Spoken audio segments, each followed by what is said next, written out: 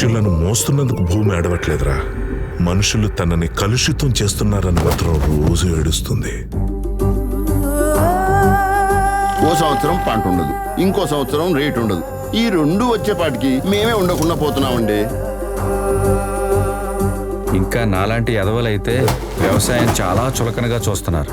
వ్యవసాయం చేసే విధానం మారితే చూసే విధానం కూడా మారుతుంది.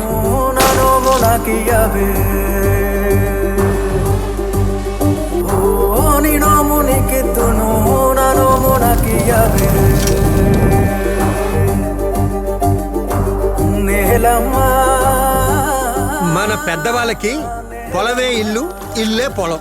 వాళ్ళు పొద్దునుంచి సాయంకాలం వరకు ప్రకృతిని ప్రేమిస్తూ వ్యవసాయం చేసేవాళ్ళు.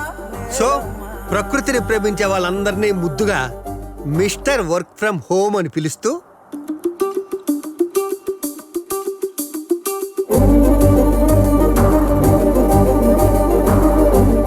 నా ఆలోచనలో స్వార్థం ఉంది, ఆయన ఆశయంలో బాధ్యత ఉంది.